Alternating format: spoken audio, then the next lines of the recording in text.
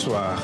Après le coup d'État, l'heure est aux tractations pour la mise en place d'une transition au Mali. La junte militaire qui a pris le pouvoir le 18 août dernier poursuit ses consultations avec les différentes composantes politiques, économiques et sociales du pays sur la transition. Après les manifestations sous l'égide du mouvement du 5 juin ayant conduit l'armée à sortir une nouvelle fois de ses casernes, le débat à Bamako est centré sur la nature de la transition et la place des militaires dans ce processus. La CEDEAO, elle, insiste sur une transition civile et l'organisation d'élections dans un délai de 12 mois. Quel doit être le rôle des militaires dans cette transition? Comment assurer une transition paisible et consensuelle? Réponse au cours des 30 prochaines minutes.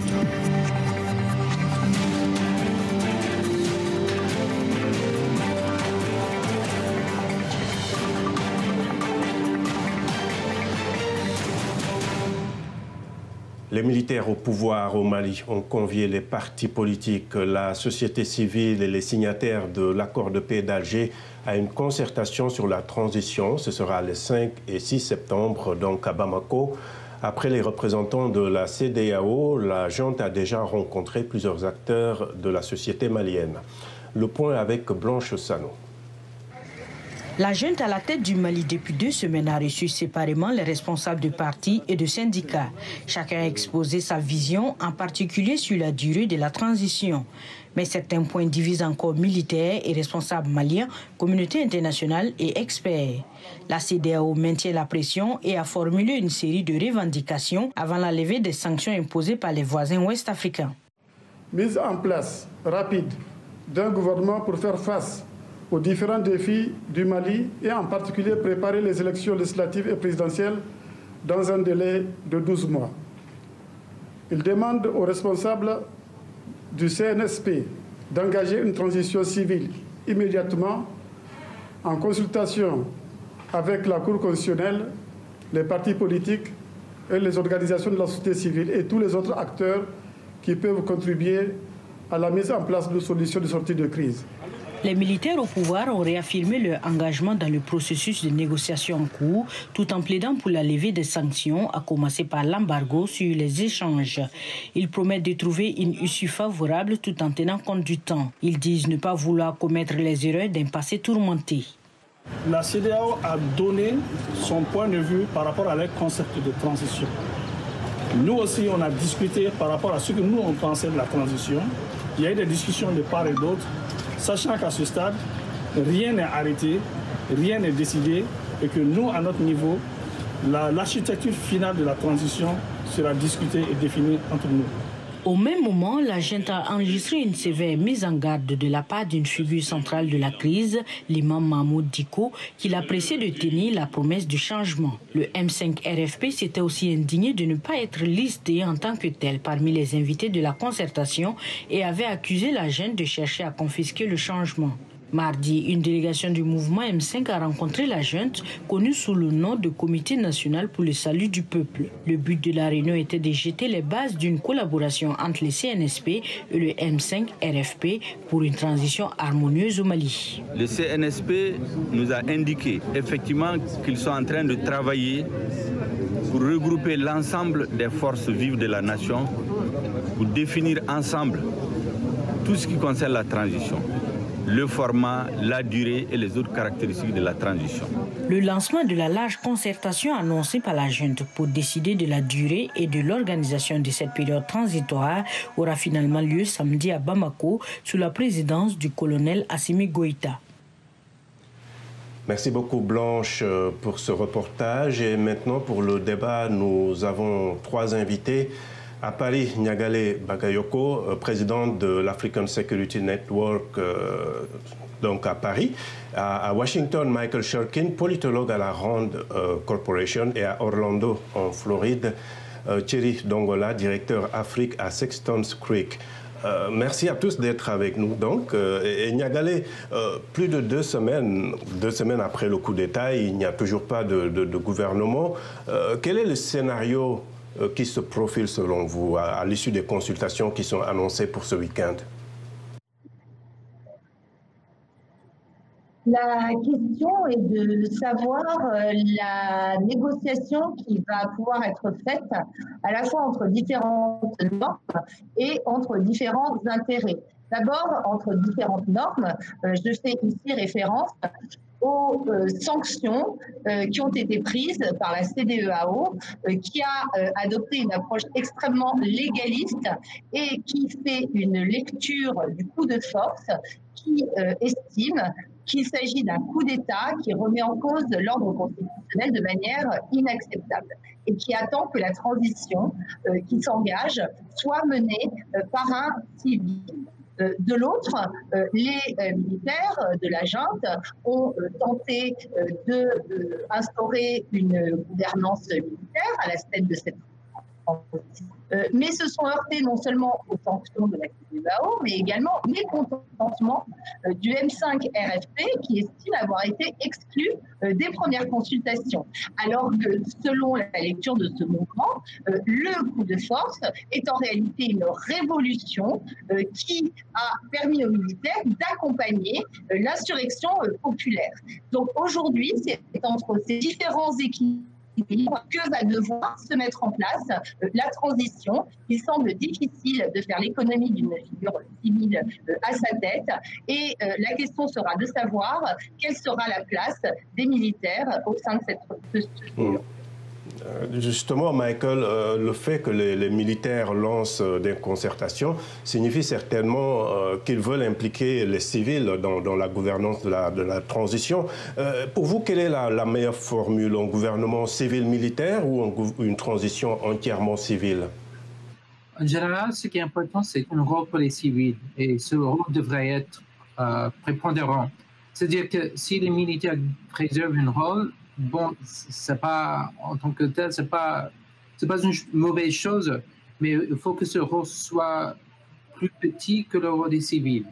Mais je crois que ce qui est même plus important, c'est le fait qu'il faut que les militaires montrent l'intention de se reculer du pouvoir. C'est ça ce qui est important. De céder le pouvoir. Il y a le débat sur la durée de la transition aussi. Hein? Oui. Alors, je sais que, bon, il y en a qui disent qu'il faut prendre le temps pour faire tout ce qu'il faut faire parce que les réformes sont énormes. Il ne faut pas être trop pressé. Mais je crois que, surtout du point de vue de la communauté internationale, ce qu'il faut, c'est plutôt la clarté. Donc, que ça dure 1 an, 2 ans, 3 ans. Ce qui est important, c'est que ce soit clair et écrit et qu'il y a que les militaires démontrent leur intention de transférer le pouvoir aux civils. D'accord. Alors Thierry, la CEDEAO, Niagalé en parlait tout à l'heure, la CEDEAO insistait sur une transition civile et des élections dans un délai de 12 mois. La CEDEAO est-elle trop exigeante envers la junte? Bien que la CEDEAO ait raison de ranger sur le principe des régimes civils dans la région, mais le ton de revendication dégage un colonialisme un peu régional. Donc, il est essentiel de prendre l'acte de la souveraineté du peuple malien. Le Mali appartient au peuple malien avant d'appartenir à la CEDEAO. Donc, les demandes ou la conversation devraient aller de ce sens. Le peuple malien devrait parler envers la CEDEAO au lieu que ce soit la CEDEAO qui fait des demandes auprès des peuples maliens. Nous devrons en fait utiliser on ne devrait pas utiliser les sanctions pour changer cette dynamique et on devrait vraiment ranger du côté de la volonté du peuple pour trouver une solution durable au Mali. Et vous, Niagalé, quelle est votre interprétation de cette question? La CEDEAO est-elle trop rigide sur les principes? Alors, la CEDEAO, il convient à mon avis de se rendre compte que c'est une organisation qui a mis en place un dispositif, une architecture de paix et de sécurité au niveau régional qui mobilise différents types de normes et de standards. Il y a bien entendu les standards qui renvoient à un ordre interétatique où l'ordre institutionnel et constitutionnel doit prévaloir, mais il ne faut pas oublier aussi que depuis 2007, l'objectif de la CEDEAO est de passer d'une CEDEAO des États à une CEDEAO des peuples. Et certains acteurs maliens se revendiquent justement de ce corpus de normes qui met en avant la volonté populaire et qui considère que ce qui se passe aujourd'hui au Mali relève de ces dynamiques-là, bien plus que de la volonté d'un club de chefs d'État ou de ce qui est perçu comme tel, qui cherche en réalité à se protéger pour valider leur volonté de rester au pouvoir. Et j'ajouterais qu'il y a des désaccords, pardonnez-moi, justement au sein même de la conférence des chefs d'État, puisque le président bissau-guinéen a mis à l'index les présidents qui briguent des troisièmes mandats de manière inconstitutionnelle, en visant bien sûr implicitement la Guinée d'Alpha Condé et la Côte d'Ivoire d'Alassane Ouattara. Et justement, Niagalé, les jeunes, par exemple, se manifestent un peu plus dans ce débat. Ils ont lancé même le hashtag Ma Transition. On entend aussi les femmes. Quel doit être un peu le rôle de ces composantes et répondre à ceux qui disent que la classe politique, même si elle est de l'opposition, doit quand même jouer un rôle moins important? Alors, moi, il me semble que ce qui se produit, non pas simplement depuis le coup de force, et en tout cas depuis le début des manifestations contre le régime du président Ibeka, c'est une remise en cause, non seulement du type d'État actuellement promu par une élite politique, mais également plus largement de cette élite politique elle-même, qui apparaît comme ayant failli, ce qui explique que l'opinion nationale se tourne davantage vers des acteurs religieux, à l'instar de l'imam Dicko, ou vers des acteurs activistes, militants des droits de l'homme, ou figures emblématiques de la lutte anticorruption. Et en effet, les jeunes et les femmes font partie de ces acteurs. Alors, Michael, quel doit être le rôle des militaires dans le processus politique? Finalement, certains estiment que les militaires sont intervenus en faveur d'un camp dans le bras de fer politique. Est-ce que son rôle n'est pas finalement d'être l'arbitre? Et là, je parle de façon plus globale, hein, pas seulement sur le Mali. C'est dangereux cette idée d'avoir les militaires comme arbitres, parce que ce ne devrait pas être leur rôle.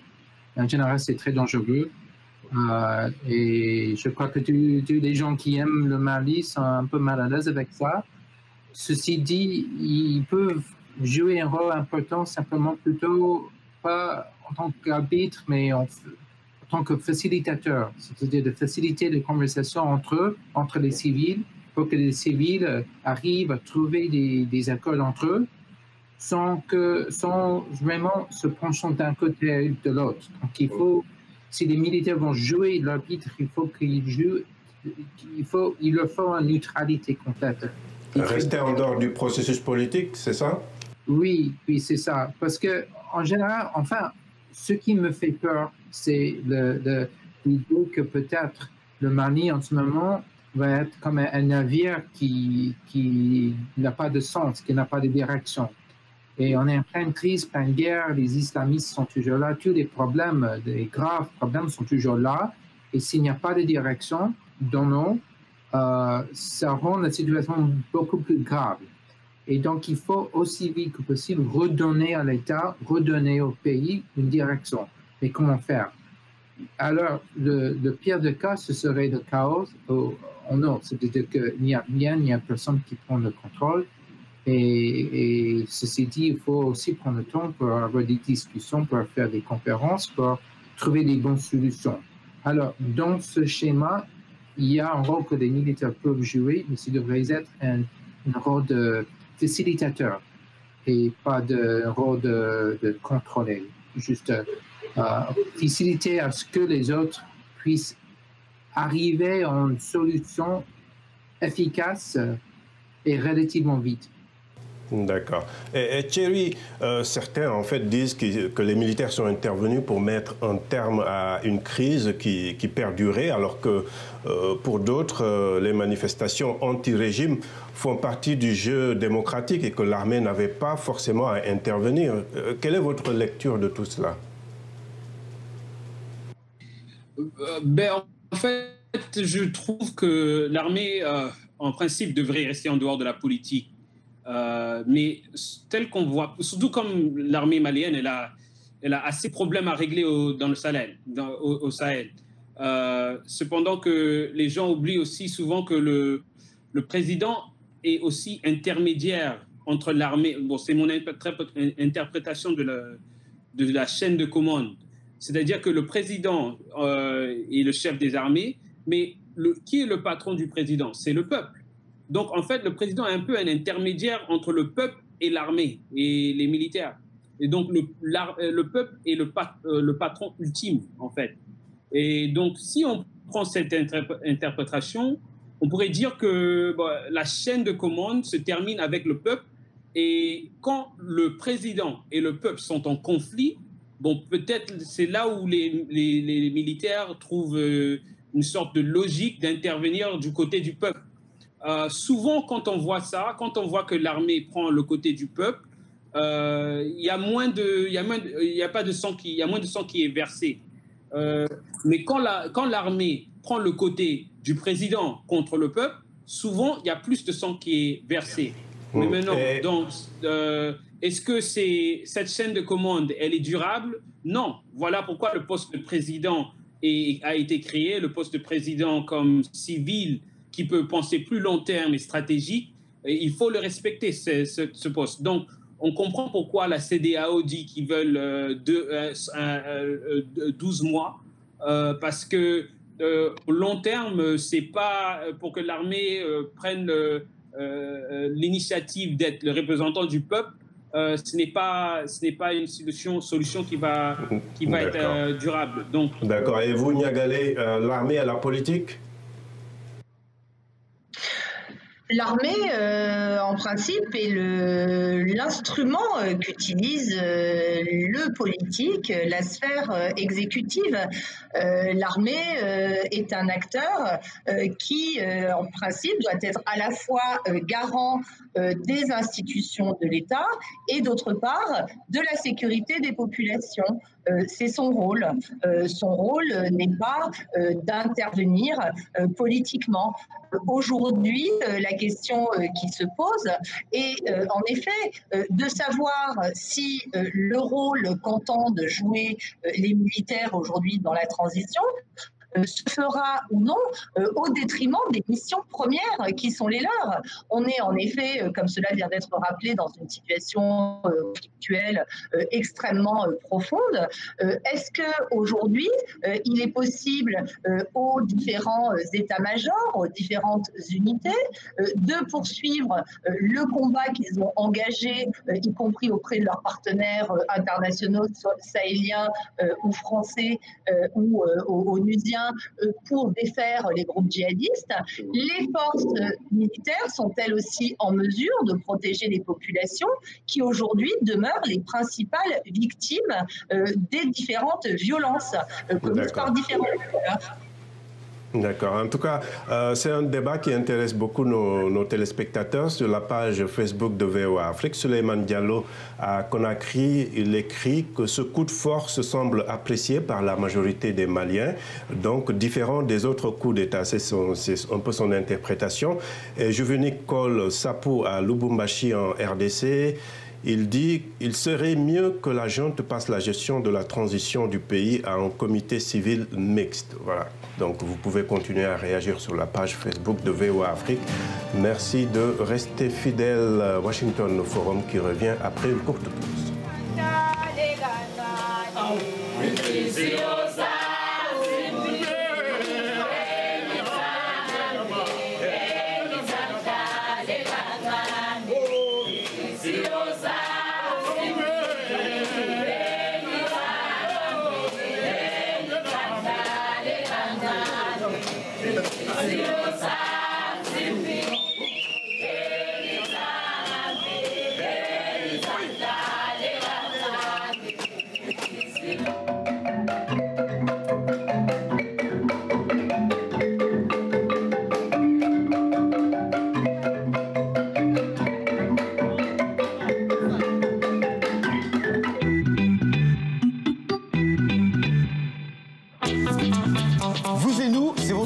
Hebdomadaire de VOA Afrique. Une connexion Afrique-Amérique inédite où les Africains et les Américains se racontent. Ces rencontres loin des clichés. Un choc des cultures, bienvenue.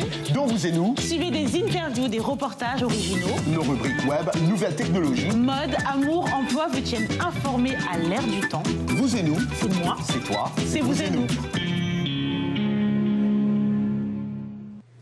Heureux de vous retrouver pour la seconde partie de Washington Forum. Quelle transition au Mali et pour quelle durée? Allons à Bamako voir comment les Maliens répondent à cette question. Voici les avis de quelques Bamakois recueillis sur place par notre correspondant Kassim Traoré. Je préfère un civil au pouvoir parce que l'armée a parachevé ce que les civils ont commencé. Donc moi, je pense qu'on doit faire appel à tous les Maliens. Quelle qu'en soit l'armée, ça fait partie du Mali, quelle qu'en soit l'armée, les religieux, les civils, tout le monde.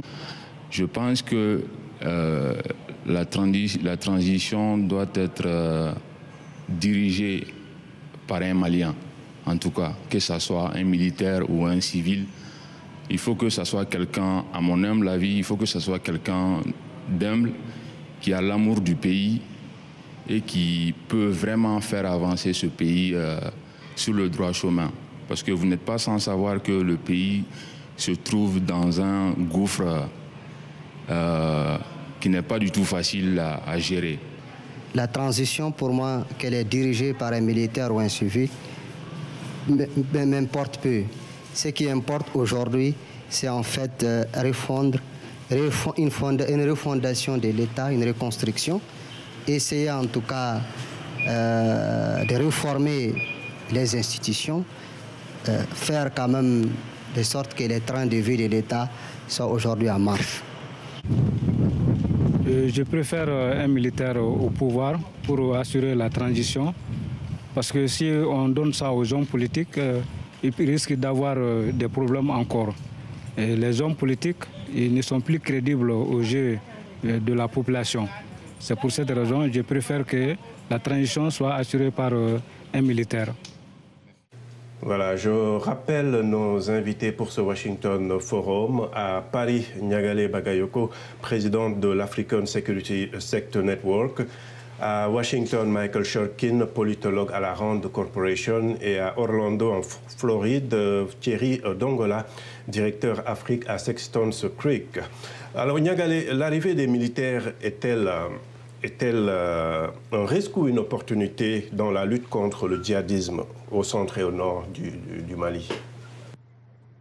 Mais comme je l'indiquais aujourd'hui, il faut, à mon avis, veiller à ce que l'irruption des militaires dans la sphère politique ne se fasse pas au détriment de leur mission première. Et en effet, on est dans une situation aujourd'hui où le pays voit de larges parties de son territoire tomber sous l'emprise de groupes djihadistes qui, par ailleurs, s'affrontent entre eux. Ce qu'il est important de rappeler, c'est que les 5 membres du CNSP ont fait état très tôt, par la voix de leur porte-parole, de leur volonté d'inscrire leur action dans le cadre fixé par les recommandations du dialogue national inclusif. Il ne faut pas oublier qu'au titre de ces recommandations figure notamment la négociation avec certains leaders djihadistes, notamment Iyad Ghali et Ahmad Koufa, du groupe de soutien à l'islam et aux musulmans. Donc, est-ce que c'est cette voie qui sera empruntée ou est-ce que les militaires vont plutôt se ranger du côté de leurs alliés, auprès desquels ils ont par ailleurs réitéré leur volonté de collaboration, à savoir la force Barkhane et les États du G5 Sahel, qui souhaitent apparemment poursuivre la lutte armée contre les groupes djihadistes. C'est à ces questions que devra répondre en effet ce CNSP, mais également les autres acteurs qui seront associés à la transition. Voilà. Et Michael, la lutte contre les groupes djihadistes s'appuie également sur l'assistance étrangère. Hein. Le Mali pourrait-il souffrir d'une intransigeance de la communauté internationale? Les États-Unis, par exemple, qui ont suspendu leur programme de formation des militaires maliens, puisque des membres de cette junte ont reçu une formation à un moment de leur carrière de la part des États-Unis. Donc, c'est une autre source de pression sur le CNSP, et c'est vrai que si la communauté internationale vraiment gèle leur coopération, ça peut être très grave pour le Mali. Ceci dit, les Français n'ont pas fait ça, autant que je sache, et le soutien américain n'est pas critique, et aussi les Européens, parce que franchement, je trouve ce qu'ils font les Européens n'est pas très efficace quand même. Donc, les OTM, si c'est congelé, je ne sais pas si c'est vraiment une mauvaise chose. Mais ce qu'il faut éviter, et aussi les Américains, je sais, les Américains comprennent ça, ce qu'il faut éviter, c'est les événements de 2012. Avec le coup d'État de 2012, c'était un coup d'État dans lequel il n'y avait pas de plan. Les putschistes n'avaient pas d'idée de ce qu'ils voulaient faire. Et la communauté internationale, au moins les États-Unis, ont congelé le soutien. Et alors, Michael, je sais que vous suivez de très près ces questions. On sait que oui. On parle un peu des Russes aussi. Est-ce que c'est une préoccupation? C'est en plus, on sait qu'ils sont déjà en Centrafrique. Vous pensez que le Mali serait un peu dans leur ligne de mire aussi? C'est une bonne question. Autant que je sache, l'influence russe n'est pas importante du tout. Mais il faut que les Maliens sachent que les Russes ne seraient pas vraiment des partenaires idéaux, parce qu'il y a en général, donc, comme tout le monde, ils cherchent à poursuivre leurs propres intérêts, et il n'y a pas de salut. En échangeant les Français et les Russes, ça ne va rien résoudre. Ça ne va pas forcément améliorer la situation. Oui, voilà. Non, tout à fait. D'accord. Thierry, comment est-ce que la communauté internationale peut aider le Mali dans cette transition et dans la lutte contre l'insécurité? Oui, je pense que c'est une bonne question, ça, parce que, en fait, je pense que la communauté internationale, en ce moment, est en train d'aggraver la situation au niveau de la guerre contre les djihadistes en mettant des sanctions sur le Mali. Au lieu d'utiliser, disons, le bâton, il vaut mieux qu'on utilise des carottes dans ce cas. Donc, une façon que la communauté internationale pourrait aider la situation, c'est d'aider les militaires ou la junte à organiser un référendum. Parce que jusqu'alors, on a beaucoup parlé du peuple. Le peuple est pour ceci, le peuple est pour cela, mais en fait, le peuple ne s'est pas prononcé. Et ça serait bien qu'il y ait un référendum. Je suis sûr que dans la région, on voit souvent qu'il y a beaucoup de présidents qui organisent des référendums du jour au lendemain même parfois. Je pense que la communauté internationale pourrait apporter des appuis pour que le peuple malien puisse répondre à des questions assez importantes, comme la durée de la transition, qui serait inclus dans des conversations des participants de transition. Faut-il qu'il y ait les djihadistes ou, soi-disant, les militants dans cette transition? Il y a beaucoup de questions qui pourraient être posées dans ce référendum qui donneraient un peu plus ça cadrerait en fait une vision pour le futur, parce que en ce moment, l'embargo que la CEDEAO fait, non seulement ça aggrave la situation économique, mais aussi au niveau de sécurité alimentaire dans la région. Et toutes ces conditions créent une opportunité pour qu'il y ait plus de militants djihadistes. Plus d'insécurité. D'accord. Voilà, merci à tous mes invités. Nous arrivons au terme de ce Washington Forum. Je remercie également toute l'équipe technique. Vous pouvez retrouver cette émission sur la page Facebook de VOA Afrique et sur notre site voaafrique.com, sans oublier nos télépartenaires sur le continent. À très bientôt. Au revoir.